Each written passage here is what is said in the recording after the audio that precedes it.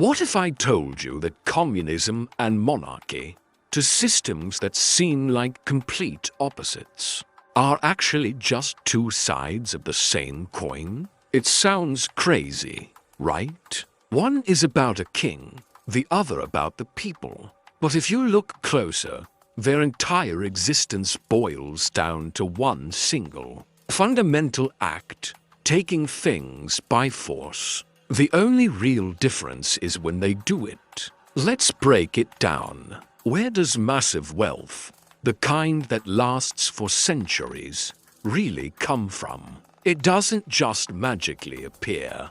It isn't produced out of thin air. In nearly every case, it starts with violence. Someone, at some point, took land and resources from others. This is the common origin story for both monarchies and communist states. Take the British monarchy, for example. Its immense wealth wasn't built on smart investments alone. It began with conquest. In 1066, William the Conqueror invaded England, seized almost all the land, and gave it to his loyal Norman supporters. The original owners were simply pushed out.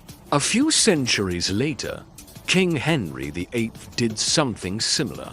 He needed money and power, so he dissolved the monasteries and confiscated all their vast lands and riches for the crown.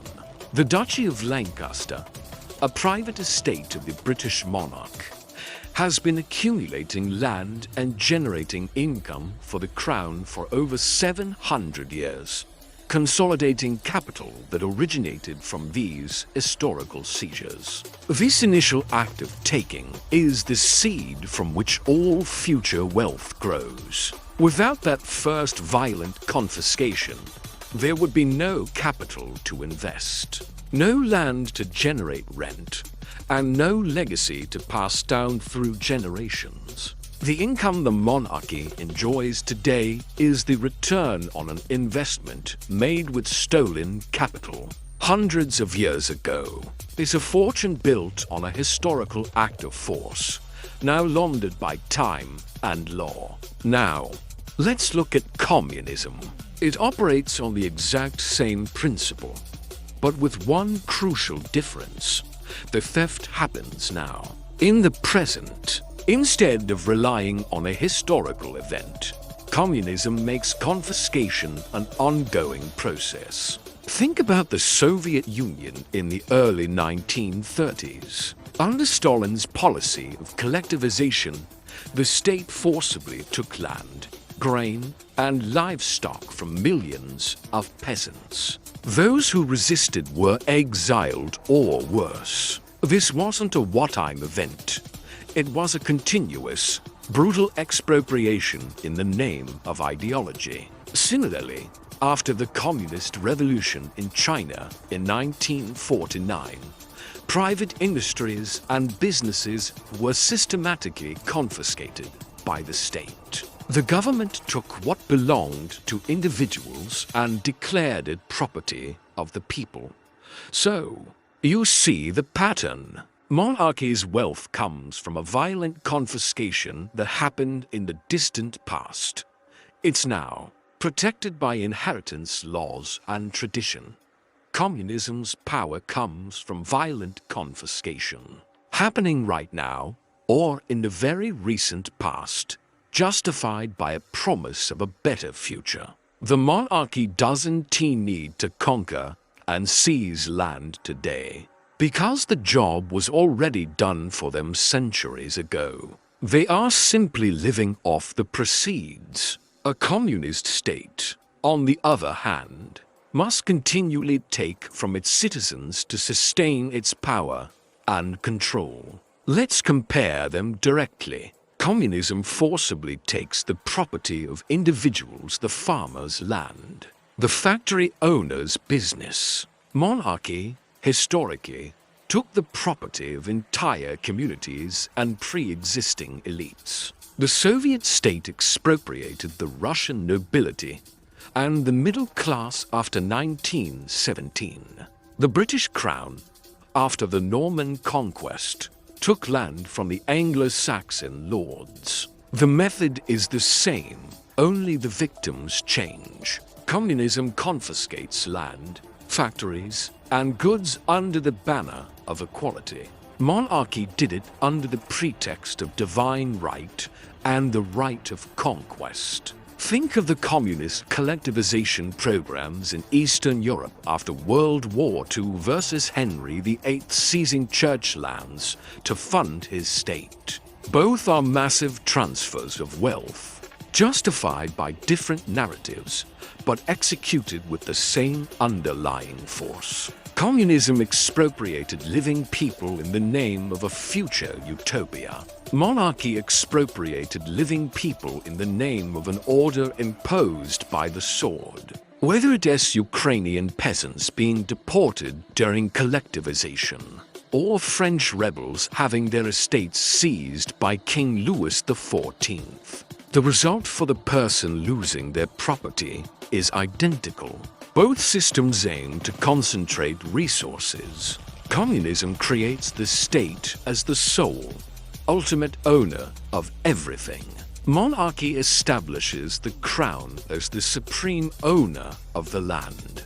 When William the Conqueror redistributed English land, he gave it to his loyal Norman vassals, not to the common people. When a communist state takes over an industry, it's run by party officials, not the workers on the factory floor. The wealth is simply moved from one set of hands to another through coercion. Ideology plays a key role in both. Communism uses the language of class struggle and social justice to justify its actions.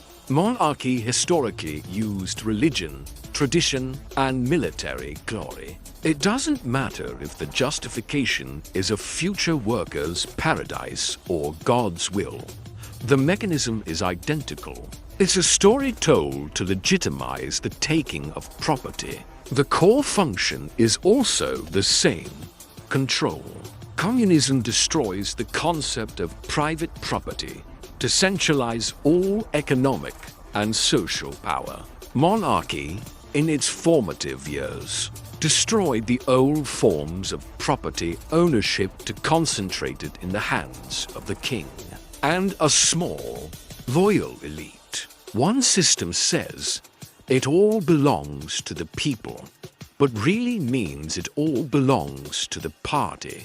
The other says it all belongs to the crown, which is just a more elegant way of saying it belongs to us, the ruling family. The main operational difference is one of timing and continuity. Monarchy performed its great act of theft in the past, and then froze that result into law. The wealth is now passed down through inheritance, a passive and legal process. Communism, however, maintains confiscation as an active, ongoing policy. The system is designed to take and retake whenever the state deems it necessary. The monarchy stopped taking on a massive scale once its accumulation was secure.